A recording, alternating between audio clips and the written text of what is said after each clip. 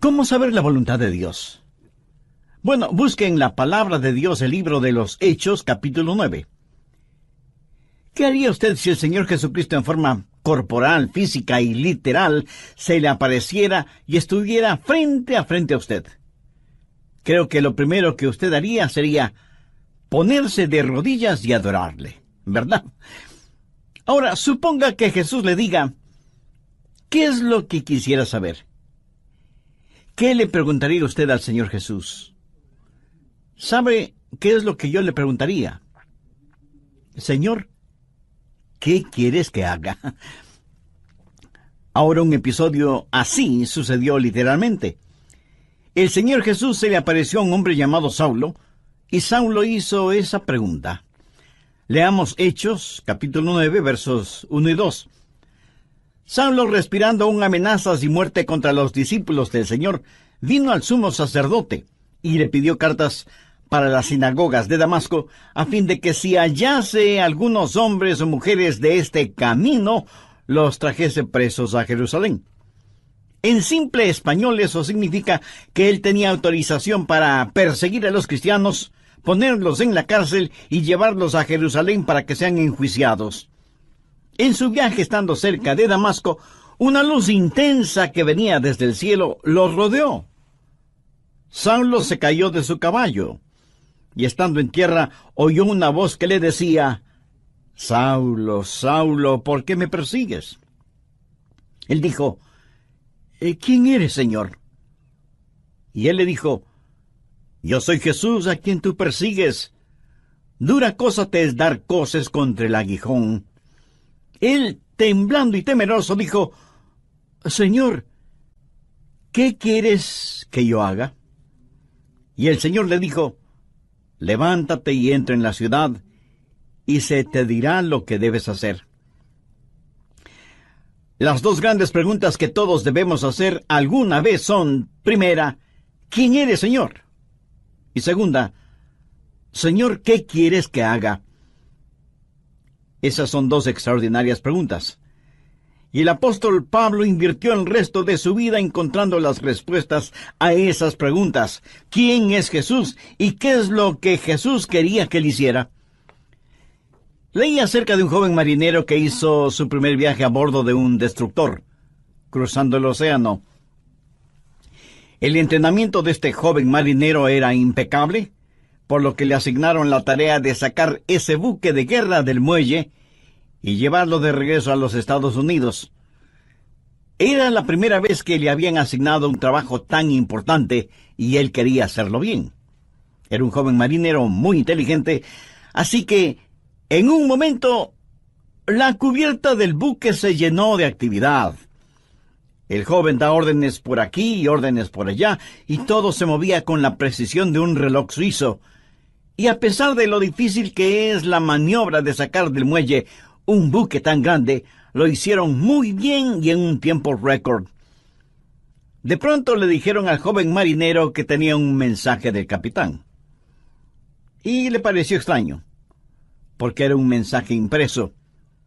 Pero lo leyó, y esto es lo que decía el mensaje. Joven, ha realizado un excelente trabajo. Lo ha hecho velozmente, todo de acuerdo a las normas y reglamentos. Pero hay una regla no escrita que no tomó en cuenta. La próxima vez que saque un buque del muelle, asegúrese de que el capitán está a bordo. Este joven marinero hizo todo muy bien, pero dejó al capitán en tierra. Quiero decirle, mi amigo, que no importa cuán inteligentes sean sus planes o cuán capaz sea usted, antes de navegar hacia algún lado, asegúrese de que el capitán esté a bordo. Asegúrese de saber cuál es la voluntad de Dios. Ahora, ¿cómo saber la voluntad de Dios? Busque Jeremías 10, verso 23. Ni del hombre que camina es el ordenar sus pasos. De la vida de Saulo, quien más tarde fue el apóstol Pablo, podemos aprender por lo menos 3 cosas, y oro que el Espíritu Santo de Dios las grabe en su corazón. Primero, una guía es prometida. ¿Y qué bendición es esta? Dios ha prometido guiar. Mire Hechos 9, la parte final del verso 6. Y el Señor le dijo, levántate y entra en la ciudad, y se te dirá lo que debes hacer. No creo que Jesús pudo haberle dado una mejor promesa que esta. Y usted dirá, pastor, eso es lo que el Señor le dijo a Saulo, pero no me lo ha dicho a mí. Déjeme darle algunos versículos. Efesios 2:10. Porque somos hechura suya, creados en Cristo Jesús para buenas obras, las cuales Dios preparó de antemano para que anduviésemos en ellas. ¿Qué es lo que esto significa? Que Dios tiene un plan para su vida. Salmo 37:23. Por Jehová son ordenados los pasos del hombre, y él aprueba su camino. Salmo 32:8.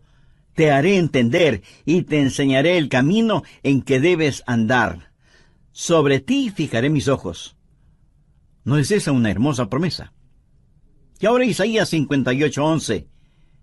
Jehová te pastoreará siempre. Proverbios 3, versos 5 y 6. Fíate de Jehová de todo tu corazón, y él enderezará tus veredas. Mi amigo, la voluntad de Dios viene a nosotros de tres formas. Primero, viene como su voluntad soberana. La voluntad soberana de Dios siempre se realiza. Nadie puede cambiarla ni detenerla. Dios es Dios y realiza lo que desea hacer, porque no hay nadie que pueda oponerse a su voluntad. La voluntad de Dios es misteriosa, es desconocida. Ni usted ni yo podemos conocerla. Solamente Dios la conoce. Deuteronomio 29:29 dice, las cosas secretas pertenecen a Jehová nuestro Dios, mas las reveladas son para nosotros y para nuestros hijos para siempre. Las cosas secretas pertenecen a Dios. Usted será una persona mucho más feliz si renuncia a ser Dios y deja que Dios sea Dios. Hay ciertas cosas que usted nunca entenderá, sino hasta cuando llegue al cielo, si es que es salvo, y cuando esté allá le aseguro que ya no tendrá interés en saberlas. Las cosas secretas pertenecen a Dios. Esa es la voluntad soberana de Dios. En segundo lugar está la voluntad moral de Dios. Hay ciertas cosas que Dios dice que son correctas y otras que son incorrectas.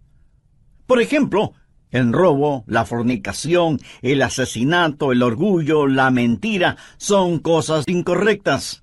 En cambio, el amor, la justicia, la honestidad, la pureza, la bondad, el respeto, la consideración, son cosas correctas. Esta es la voluntad moral de Dios, y no va a cambiarla para mí, ni va a cambiarla para usted. Son normas fijas de lo bueno y lo malo, porque Dios así lo ha decretado. ¿Estamos de acuerdo? La voluntad moral de Dios la encontramos en la palabra de Dios, sin titubeos, sin tartamudeos, ni apologías, ni vacilaciones. Dios dice, esto es bueno o esto es malo. Es la voluntad moral de Dios y no la va a cambiar absolutamente por nadie. En tercer lugar, está la voluntad particular de Dios. Esto es, la voluntad especial de Dios para usted o para mí. Dios tuvo una voluntad especial para Saulo. Por ejemplo, mire en Hechos 9:15.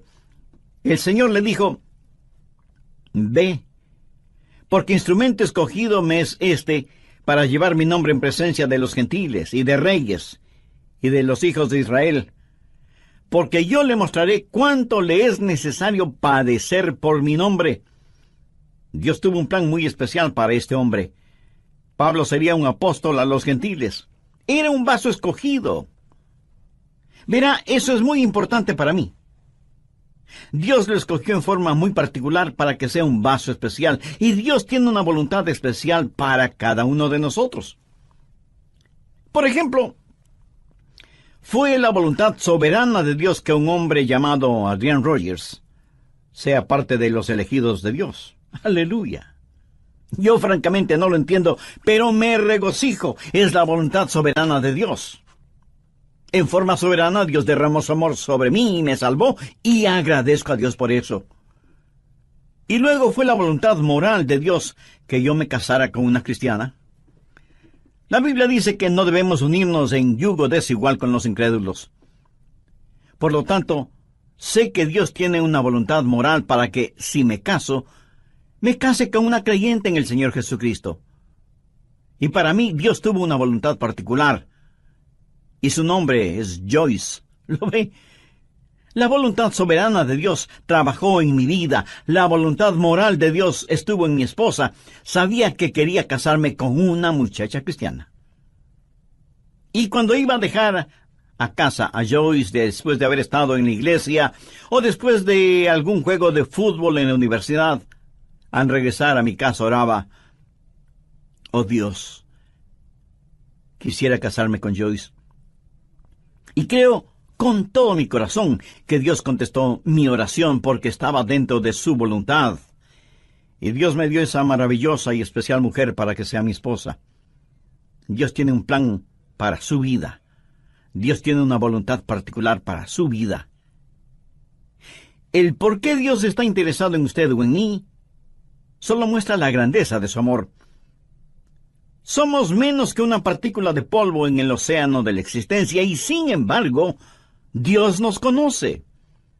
Él sabe nuestras idas y venidas, sabe cuando nos sentamos y cuando nos ponemos de pie. Aún los cabellos de nuestra cabeza están contados. Y Dios no solo que nos ama, sino que también cuida de nosotros. Un niño comenzó a orar el Padre Nuestro y dijo: Padre nuestro que estás en los cielos. ¿Cómo es que sabes mi nombre? Se imagina. Él sabe nuestro nombre. De entre los billones de seres humanos que existen y que son preciosos para Él, Dios sabe el nombre de cada uno de sus hijos. La voluntad de Dios está prometida. Guía y liderazgo es su promesa. ¿La tiene usted? Dios ha prometido guiarle, pero sabe que hay 6 errores o mitos acerca de la voluntad de Dios. Espero y oro que podamos desterrarlos de nuestras mentes para siempre. Son mitos que necesitan ser destruidos. Primero, que Dios le dará un mapa para su vida. Y eso no es cierto. No lo hará. No se lo dio al apóstol Pablo entonces y no se lo dará a usted ahora. La voluntad de Dios para usted no es un mapa. Es una relación. Cuando Él guió al pueblo de Israel por el desierto, ¿cómo lo guió? ¿Le dio algún mapa? No. Pero les dio las columnas de fuego y nubes para que las siguieran y para que el pueblo se mantuviera relacionado con Él. A muchos nos gustaría tener un mapa y decir: vamos a ir a este lugar y luego iremos a este otro lugar y más tarde aquí y más tarde allá. Pero Dios es el que quiere hacer eso y me alegro de que sea así, aún para mantener la parte romántica del asunto. De otra manera, todo carecería de emoción y hasta de sentido de reverencia y temor, si supiéramos lo que el mañana tiene para nosotros. Cuando estudiaba en la universidad, un día otro joven que se estaba preparando para ir al pastorado se sentó junto a mí y me dijo: Adrián, ¿sabes lo que hice la semana pasada? Le dije que no lo sabía. Y él prosiguió: estuve en Memphis, en Tennessee, y fui a ver al Dr. Lee. De paso, debo decir que el Dr. Lee fue con toda seguridad el más grande, cordial, santo y elocuente ministro que yo haya conocido. Así que ese joven y neófito teólogo, al decirme que estuvo para verse con el Dr. Lee, me dejó poco menos que asombrado. Y pensé: ¿cómo logró entrar? ¿Y cómo el Dr. Lee pudo perder el tiempo con un joven imberbe como él? Yo pensaba todo eso y al mismo tiempo me decía: cómo me hubiera gustado a mí hacer lo mismo. Hubiera sido como decir: estuve en Washington y fui a ver un ratito al presidente de los Estados Unidos. Así que, picada mi curiosidad, le dije: a ver, cuéntame, ¿cómo lo lograste? Me dijo que llegó hasta la oficina de la secretaria y le preguntó si podía ver al Dr. Lee. Ella me dijo que sí, pero solo por unos pocos minutos. Él entró en la oficina del Dr. Lee, conversaron brevemente sobre varias cosas, y finalmente el Dr. Lee oró con y por el joven estudiante. Y eso fue muy interesante para mí. Y traté de imaginarme toda la escena. Los años pasaron, y en la voluntad de Dios llegué a ser el pastor de esa misma iglesia. Tuve la misma oficina que tuvo el Dr. Lee. Un día mi secretaria me llamó por el intercomunicador y me dijo: el Dr. Lee está aquí y quiere saber si puede conversar con usted unos minutos. Por supuesto, hágalo pasar inmediatamente. Y sin querer, vino a mi memoria el episodio de mi joven amigo universitario que años atrás, estando de paso por Memphis, fue recibido en forma cordial e inmediata por el Dr. Lee. La voluntad de Dios no es un mapa, es una relación personal. Segundo, quítese de la cabeza la idea de que Dios es una especie de aguafiestas espiritual. Que si usted hace la voluntad de Dios, ese es el final de su gozo, de su alegría. Hay mucha gente que no quiere saber la voluntad de Dios por temor de lo que podrían encontrar. Dicen: si le digo a Dios que quiero hacer su voluntad, ¿quién sabe a dónde me mandará? Muchos de ustedes seguramente son padres. Suponga que un día su joven hijo de 14 o 15 años viene y le dice: papá, estoy convencido que eres un hombre bueno, piadoso y sabio. Quiero saber qué es lo que quieres que haga. Haré cualquier cosa que tú quieras que haga. ¿Qué haría usted? Creo que usted primero se quedaría como una estatua, con la boca abierta. No daría crédito a lo que está escuchando de boca de su hijo. Segundo, como un sonámbulo iría donde está su esposa y le preguntaría: ¿escuchaste lo que nuestro hijo dijo? Pues veamos qué podemos pedirle que haga para hacerle la vida miserable. Se va a arrepentir de haber dicho lo que dijo. ¿Qué es lo peor que podríamos pedirle que haga? Amigo, no tenga temor de la voluntad de Dios. La voluntad de Dios es lo que usted quisiera para usted mismo, si tuviera el suficiente sentido común para desearla. Amigo, ¿entendió esa frase?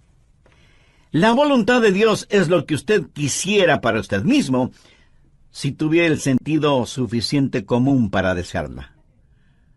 Busca usted diaria y diligentemente la voluntad de Dios para su vida.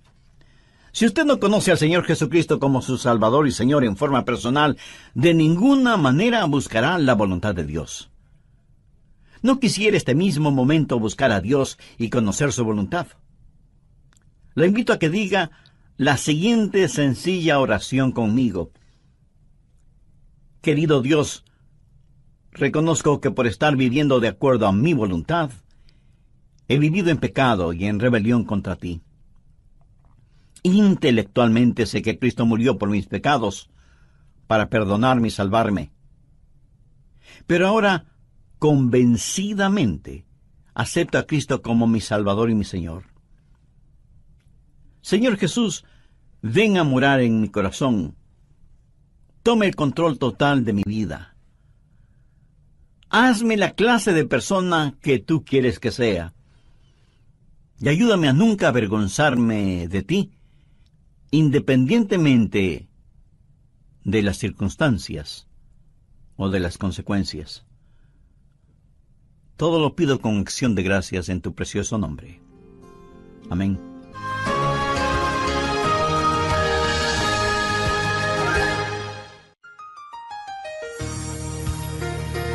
Este es el Ministerio de Estudio Bíblico Radial del Dr. Adrian Rogers. Imagínese a un hombre empujando un viejo automóvil a una estación de servicio. Las 4 ruedas del carro están desinfladas, el motor no tiene aceite, todas las luces internas y externas están rotas, no tiene batería y los guardachoques están abollados y flojos y el tanque de gasolina tiene un hueco. Uno de los empleados de la gasolinera viene con los ojos asombrados al ver que el hombre logra empujar el carro hasta una de las bombas de gasolina. Y el hombre le dice: llénelo con gasolina especial, por favor. Y el empleado de inmediato le pregunta: ¿y para qué? ¿Para qué? Hoy concluiremos con nuestro estudio cómo saber la voluntad de Dios. Usted dice: Señor, muéstrame tu voluntad. Y Dios le responde: ¿para qué? ¿Por qué debo enseñarte mi voluntad cuando no estás dispuesto a hacerla? Hoy concluiremos cómo saber la voluntad de Dios, que lo explicará bíblicamente el Dr. Adrian Rogers en la voz del pastor Lenín de Llanón. Al respecto, en el programa anterior vimos que primero Dios no le dará un mapa para su vida. Él nos ha dado su palabra. Segundo, no crea a quienes le dicen que Dios es un aguafiestas espiritual. Tercero, deje de pensar que Dios habla solo a cierta categoría de personas o que Dios revela su voluntad solo a pastores o misioneros o a la gente que trabaja en la iglesia o cosas por el estilo. Pero que Dios no tiene una voluntad para personas comunes y corrientes. Dios tiene una voluntad para cada vida. Así que deje de pensar que la voluntad de Dios es solo para determinadas personas. Cuarto, cuando Dios le muestra su voluntad para su vida, pudiera ser que tenga o no alguna dramática experiencia, como la del apóstol Pablo en el camino a Damasco. ¿Recuerda cuando Dios le habló a Elías en la montaña y soplaba el viento? Dios no estuvo en el viento, ni en el fuego, ni en el terremoto. Y leemos en Primera de Reyes, capítulo 19, el verso 12, y tras el fuego, un silbo apacible y delicado. Ahora, algunas veces Dios habla en los terremotos o en el fuego. El apóstol Pablo tuvo una especie de terremoto espiritual en su camino a Damasco. Pero usted deje que Dios sea Dios en su vida. Dios habla apaciblemente a algunas personas y a otras Dios tiene que llamarles fuertemente la atención. Quinto, otro mito que debemos sacarlo del corazón y mente es el creer que Dios muestra su voluntad solo a gente joven, pero no a gente mayor. Siempre les estamos diciendo a los jóvenes que deben buscar la voluntad de Dios para sus vidas. Escuche, quiero decirle que usted, sea que tenga 9 años de edad o 90 años de edad, usted debe buscar la voluntad de Dios para su vida. Si Dios ya hubiera terminado con usted, Él ya le hubiera llevado al cielo. Dios tiene un plan para su vida. Sexto, el último mito que necesitamos destruir es el que dice que de alguna manera Dios oculta o esconde su voluntad de nosotros. Pensemos nuevamente en el joven que está frente a su padre, quien le dice: hijo, hay algo que quiero que hagas, y si lo haces, te daré una buena recompensa. Pero si no lo haces, te llevaré a tu cuarto y aplicaré la vara de la disciplina donde termina tu espalda. Y el hijo responde: bueno, papá, ya que lo explicas de esa manera, ¿qué es lo que quieres que haga? Y el padre le responde: pues no te lo voy a decir. Tú debes descubrirlo. Pregunto, ¿qué clase de padre haría una cosa así? Dios no esconde su voluntad de nosotros. Todos los versículos que hemos visto dicen que Dios quiere revelar su voluntad, que Dios quiere mostrarnos su voluntad. La voluntad de Dios no es una especie de tesoro de piratas, escondido quién sabe dónde. Segundo, la guía es provisional. Hay ciertas provisiones que están en juego antes de que usted conozca la guía de Dios. Por ejemplo, en primer lugar, debe haber disponibilidad. Miremos nuevamente Hechos 9:6.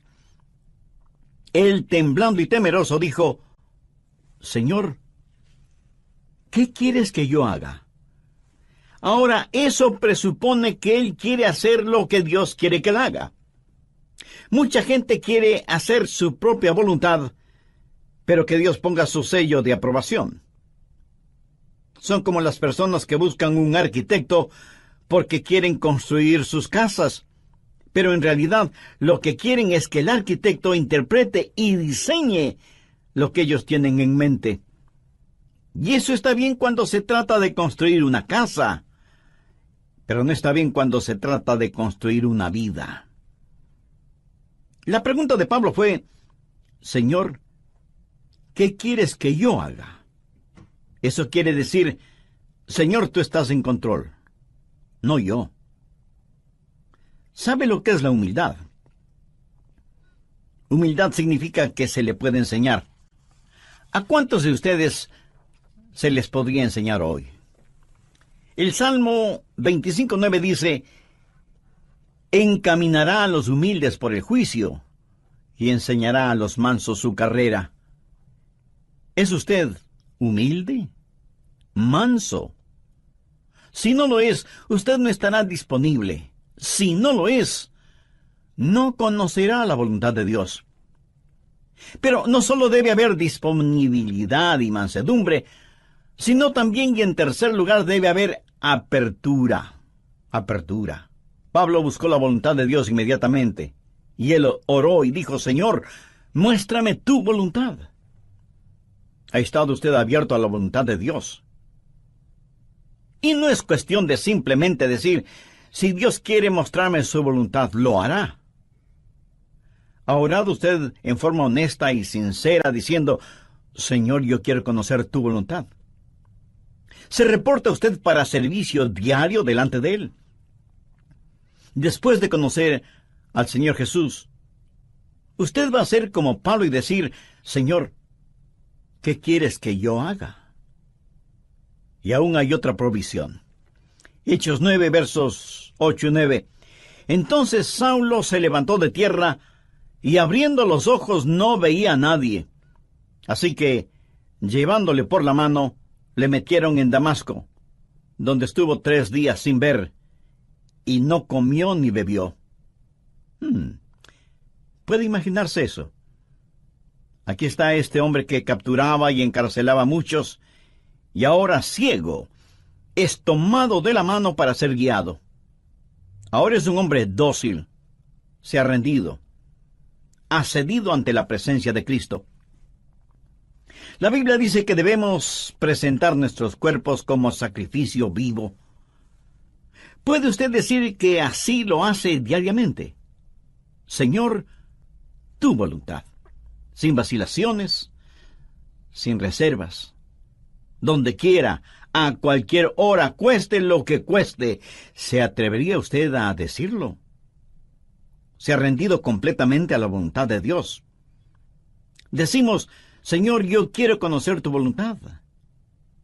¿Está listo para hacerla si Dios le mostrara su voluntad? Tercero, es una guía práctica. Dios nos ha dado formas muy prácticas para que podamos conocer su voluntad, y están aquí en su palabra. De milagros no son necesarios en la actualidad, y no es la forma normal de Dios para guiarnos. Pero lo menciono porque está en la palabra de Dios. Pero si usted tiene una visión, o un milagro, o un sueño, o lo que sea, será mejor que las compare con las otras cosas que voy a mencionar para ver si encajan unas con otras. Y no es una mera autosugestión. En segundo lugar, Dios le hablará y le guiará por medio de su palabra. Y si usted pregunta, ¿le guió Dios a Pablo con su palabra? Amigo, es mejor que lo crea. Verá, primero, él era un rabí y conocía muy bien la palabra de Dios, el Antiguo Testamento. Segundo, hace poco él había escuchado un sermón en los labios de uno de los más grandes evangelistas de entonces, un hombre ungido y lleno del Espíritu Santo, cuyo nombre fue Esteban. Y cuando el santo Dios le habló a Saulo, le dijo: dura cosa te es dar coces contra el aguijón. Pablo estaba lleno de la palabra de Dios, y es la palabra de Dios la que guía. Anote al margen el siguiente versículo. Salmo 119, 115. Lámpara es a mis pies tu palabra, y lumbrera mi camino. Mucho de la voluntad de Dios para su vida se encuentra en la Biblia, mi estimado amigo. Por ejemplo, la voluntad de Dios es que usted no se case con una persona no creyente. Así lo dice su palabra. Si usted está saliendo seriamente con una persona que no es salva, entonces, ¿por qué lo hace si sabe que no puede casarse con esa persona? Muchas veces usted conoce la voluntad de Dios al leer la Biblia y dice, bueno, Dios me está guiando a que me divorcie de mi cónyuge y me case con otra persona. Mi amigo, esa es una ignominiosa mentira. Es una mentira atrevida. Y es una absurda arrogancia de su parte el orar y pedir que Dios le muestre su voluntad cuando ya se la ha mostrado con su palabra. ¿O se considera usted una persona súper especial, a la cual Dios le concederá algo que está en contra de lo que Él mismo ha establecido en su palabra? Piénselo. En tercer lugar, Dios le guiará por medio de su gente, los hijos de Dios. Veamos Hechos 9, los versos del 10 al 13. Había entonces en Damasco un discípulo llamado Ananías, a quien el Señor dijo en visión, Ananías. Y él respondió, heme aquí, Señor. Y el Señor le dijo, levántate, y ve a la calle que se llama Derecha, y busca en casa de Judas a uno llamado Saulo, de Tarso, porque he aquí, él ora, y ha visto en visión a un varón llamado Ananías, que entra y le pone las manos encima para que recobre la vista. Entonces Ananías respondió, Señor, he oído de muchos acerca de este hombre. ¿Cuántos males ha hecho a tus santos en Jerusalén? Cuando Dios le habló a Saulo y le dijo que le mostraría su voluntad, Dios también habló a Ananías y lo utilizó para confirmar su voluntad en la vida de Saulo. En Proverbios 24:6 leemos, en la multitud de consejeros está la victoria. ¿Qué quiere decir eso? Que cuando Dios le habla a usted acerca de algo, muchas veces Dios lo confirmará por medio de alguien más. Mateo 18:16 dice, toma aún contigo a uno o dos, para que en boca de 2 o 3 testigos conste toda palabra. No sea ni orgulloso ni arrogante pensando que usted no necesita el consejo de otras personas. Otra manera en que Dios confirma su voluntad para usted es por medio del Espíritu Santo. Hechos 9:17 dice, fue entonces Ananías y entró en la casa, y poniendo sobre él las manos dijo, hermano Saulo, el Señor Jesús, que se te apareció en el camino por donde venías, me ha enviado para que recibas la vista y seas lleno del Espíritu Santo. Y desde ese momento el Espíritu de Dios estuvo guiando a Saulo, quien más tarde escribió a los romanos, porque todos los que son guiados por el Espíritu de Dios, estos son hijos de Dios. Y en Gálatas 5:18, Pablo dice, pero si sois guiados por el Espíritu, no estáis bajo la ley. El Espíritu de Dios le guiará. Déjeme decirle cómo el Espíritu Santo le guiará. Si alguna vez ve a alguna persona con convulsiones, seguramente está controlada por el diablo. Dios no grita y Dios no empuja. Dios susurra y guía. Él guía a sus ovejas. No las está llevando al matadero, las lleva a pastos verdes. Y es mejor que usted sea sensible para escuchar al Espíritu Santo y reconocer la voz de Dios. Finalmente, usted puede conocer la voluntad de Dios por la sabiduría de Dios. Él le guiará con absoluta sabiduría. Note lo que dice Hechos 9:20 al referirse a Saulo. Enseguida predicaba Cristo en las sinagogas, diciendo que éste era el Hijo de Dios. Este hombre, Saulo, comenzó a predicar de inmediato. Y todos los que le oían estaban atónitos y decían: ¿no es este el que asolaba en Jerusalén a los que invocaban este nombre? Y a eso vino acá, para llevarlos presos ante los principales sacerdotes. Pero Saulo mucho más se esforzaba y confundía a los judíos que moraban en Damasco, demostrando que Jesús era el Cristo. Ahora, ¿de dónde tuvo esa sabiduría? Dios le dio sabiduría sobrenatural. Santiago 1:5 dice: y si alguno de vosotros tiene falta de sabiduría, pídala a Dios, el cual da a todos abundantemente y sin reproche, y le será dada. ¿Sabe lo que es la sabiduría? De Dios, y guiada por el Espíritu Santo de Dios. ¿Qué es lo que dice Santiago? Que si pedimos a Dios que nos dé sabiduría, Él nos la dará y seremos guiados por la providencia de Dios. En el capítulo 9 de los Hechos, encontramos que ciertas personas decidieron que Saulo era una verdadera molestia y que debían destruirlo. Pero el complot llegó a oídos de Saulo y los discípulos le ayudaron a escapar, bajándole por el muro en una canasta. ¿Se acuerda de ese relato?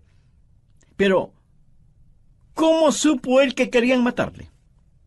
Bien, en la providencia de Dios, esas acechanzas llegaron a conocimiento de Saulo y pudo escapar. La providencia de Dios. Dios abre puertas y Dios cierra puertas. Y lo que usted podría considerar casualidad es el plan de Dios y la forma en que Dios nos guía en este mundo. Y muchas veces no lo vemos como la providencia de Dios, sino hasta muchos años después. Amigo, no tenga temor de la voluntad de Dios. La voluntad de Dios no lo llevará donde el poder de Dios no pueda sustentarlo. Y la voluntad de Dios es absolutamente lo mejor para usted, para su cónyuge, para sus hijos. Ahora escúcheme muy atentamente. La forma de conocer la voluntad de Dios para el resto de su vida es hacer la voluntad de Dios ahora. Es muy difícil el pilotear un barco que no se mueve. Verá, la forma de entender la parte de la Biblia que no entiende es obedeciendo lo que sí entiende. La manera de saber acerca del futuro es obedeciendo a Dios ahora en el presente. Y si usted tiene interés en poseer la voluntad de Dios para su vida, le diré lo que el apóstol Pablo dijo hace ya tantos siglos. Señor, ¿quién eres? Señor, ¿qué quieres que yo haga? ¿Quién es el Señor? Es el Hijo de Dios que murió por sus pecados y quiere que usted lo reciba ahora mismo en su corazón como su Salvador y su Señor. Y le prometo, basado en la autoridad de la palabra de Dios, que si usted entrega a Jesús su corazón, Él le perdonará sus pecados,